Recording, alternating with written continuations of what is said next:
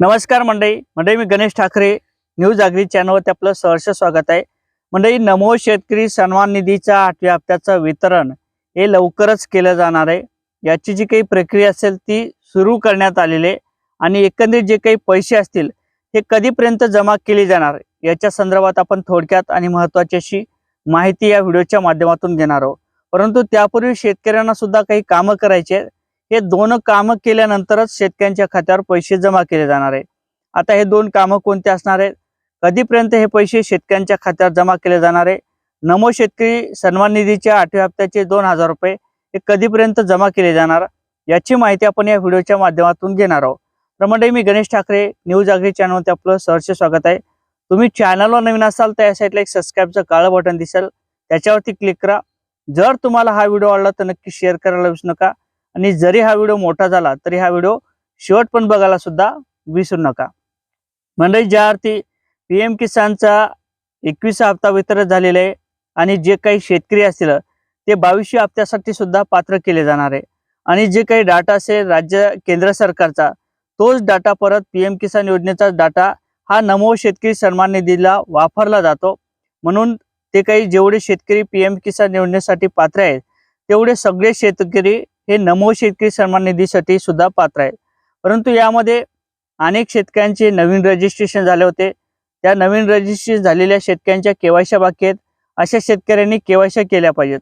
आणि महत्त्वाचं म्हणजे जे काही आतापर्यंत पीएम किसानचा 21 हप्ता असेल, नमो शेतकरी सन्मान निधीचा 7वा हप्ता असेल, हा आपल्याला मिळालेला असेल तर आपल्याला फार्मर आयडी काढायची गरज नाही।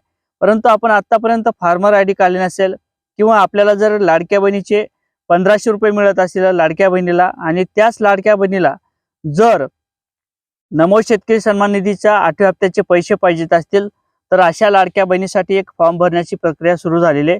तो फॉर्म आपण अंगणवाडी सेविकेकडे भरून द्यावा।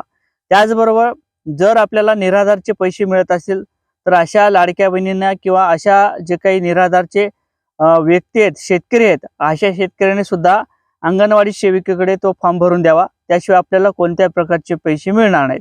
आता महत्त्वाचं म्हणजे फार्मर आयडी आणि लाडक्या बहिणीचा जो काही फॉर्म असेल, निराधार व्यक्तीचा जो काही फॉर्म असेल तो आपण भरून द्यावा। त्यानंतर आपले पैसे शेतकऱ्यांच्या खात्यावर हे जमा केले जाणार आहे। आता महत्त्वाचं म्हणजे नमो शेतकरी सन्मान निधीचा जो काही 8वा हप्ता असेल त्या संदर्भात सुद्धा पाऊल उचलण्याचं काम आणि कृषी विभागाच्या माध्यमातून काही माहिती देण्याचं काम हे सुरू करण्यात आलेलं आहे। ते जो काही एफडीओ असतो तो जनरेट होण्याचं काम सुरू झालेलं आहे। जे काही लागणारा निधी असते त्याची मंजुरी देण्याचं काम सुरू झालेलं आहे आणि अर्थातच आता जिल्हा परिषद असतील, त्याचबरोबर पंचायत समितीच्या जे काही निवडणुका असतील त्या लागण्यापूर्वीच शेतकऱ्यांच्या खात्यावर पैशाचं वितरण केलं जाणार आहे।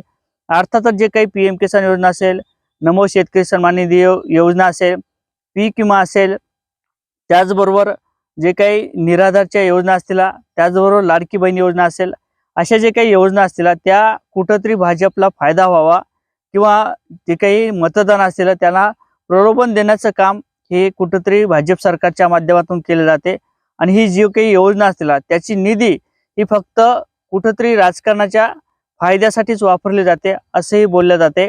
म्हणून जे काही निधी असेल ती निधी सर्वच्या सर्व ही विलक्षणच्या आचारसंहितेपूर्वी टाकल्या जाते आणि म्हणूनच लवकरच या पैशाचं वितरण केलं जाईल आणि अर्थातच जी काही 28 तारीख असेल जानेवारी महिन्याची त्या तारखेपर्यंत हे शेतकऱ्यांच्या खात्यावर 2000 रुपयाचं वितरण म्हणजेच नमो शेतकरी सन्मान निधीच्या हप्त्याचं वितरण हे केलं जाणार आहे।